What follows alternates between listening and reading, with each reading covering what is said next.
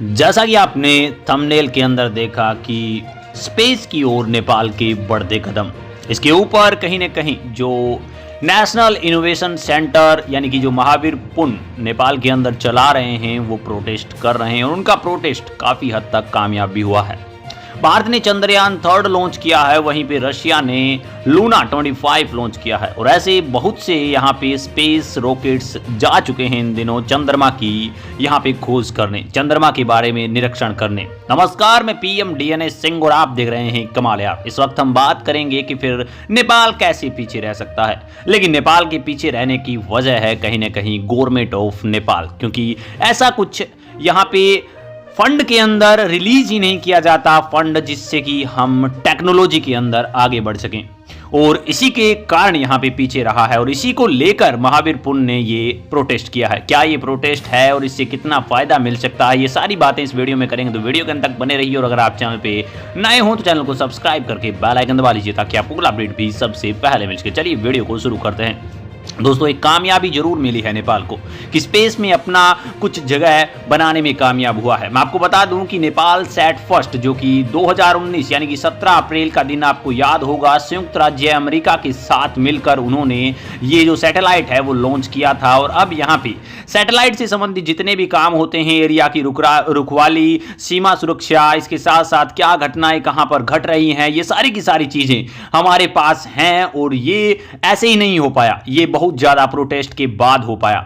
नेपाल के अंदर क्या साइंटिस्ट नहीं है? बिल्कुल ऐसा नहीं है। नेपाल के अंदर बहुत लोग ऐसे हैं जो कि बहुत ज्यादा दिमाग भी रखते हैं। हमने देखा था कि एक लड़के ने जहाज बना दिया था, एक लड़के ने फाइटर जेट बना दिया था। तो आप सोच सकते हैं कि इन्हें अगर मौका मिले तो ये और कुछ भी कर सकते हैं और बड़ा कर सकते हैं, मेरा कहने का मतलब। और इसी को लेकर जो कि नेशनल इनोवेशन सेंटर हमेशा से खुला रहता है, लेकिन उनके पास इतना बजट नहीं है कि वो इतने बड़े लेवल पर काम कर सकते हैं। मेरा कहने का मतलब वो छोटे मोटे लेवल पर जैसे कोई करना चाहता है इनोवेशन तो करा सकते हैं, लेकिन अगर जब तक सरकार यहां पे फंड नहीं करेगी, जब तक सरकार कुछ यहां पे कान नहीं उठाएगी, जब तक हम यहां पे टेक्नोलॉजी की दुनिया में इतना ज्यादा आगे नहीं आ सकते। और जब तक हम टेक्नोलॉजी की दुनिया में आगे नहीं आएंगे, जब तक हमारा कोई इतना ज्यादा वजूद नहीं रहेगा विकसित होने के लिए। तो इसीलिए यहां पे एक आंदोलन शुरू किया गया। सरकार को कहा गया कि नवाचार और अनुसंधान को प्राथमिकता दी जाए। नेपाल में इससे नौकरियां पैदा होंगी, नेपाल में उसमें उद्यमिता को बढ़ावा दिया जाएगा और इसके साथ साथ जो टैलेंट छुपा हुआ है नेपाल के अंदर वो आगे निकल कर आएगा।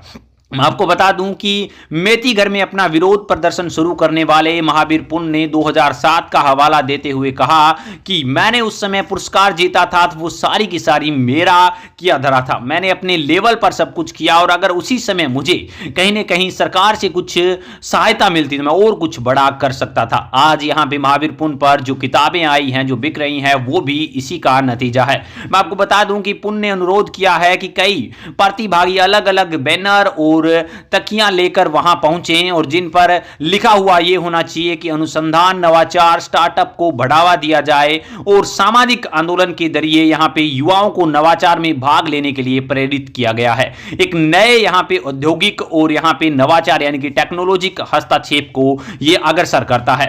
दोस्तों, महावीर पुन हमेशा से यहां पे नेपाल को टेक्नोलॉजी की दुनिया में आगे ले जाना चाहते हैं और कहीं ना कहीं वो चाहते हैं, उनका सपना है कि नेपाल का कोई रॉकेट, नेपाल का कोई मिशन ऐसा हो जो कि यहां पे चंद्रमा के लिए कुछ काम करे, या फिर हम कहें कि मंगल ग्रह पर कुछ काम करे, जिससे कि हम भी वर्ल्ड के उन इतिहास के पन्नों में लिखा सकें कि नेपाल ने यहां पे वर्ल्ड को ये दिया है, या फिर ऐसे कहें कि चंद्रमा के ऊपर ऐसी खोज करके दी है, जो कि बहुत बड़ी सोच को दर्शाता है। और ऐसी ही सोच कहीं ना कहीं आगे ले जाती है, लेकिन एकमात्र सोच से हम कुछ नहीं कर सकते, इसके साथ साथ हमें पैसा भी चाहिए और पैसा आ सकता है हमारी गवर्नमेंट कुछ करे तो। लेकिन ये यहाँ पे जो आंदोलन था वो कुछ हद तक कामयाब भी हुआ। मैं आपको बता दूं कि जो पुन ने यहां पे आंदोलन शुरू करा था, उसके बाद जो गवर्नमेंट ऑफ नेपाल है उन्होंने एक जो अपना बुगेट होता है, जो एक सालाना यहां पे बजट होता है, उसमें से 1% टेक्नोलॉजी को देने का फैसला किया।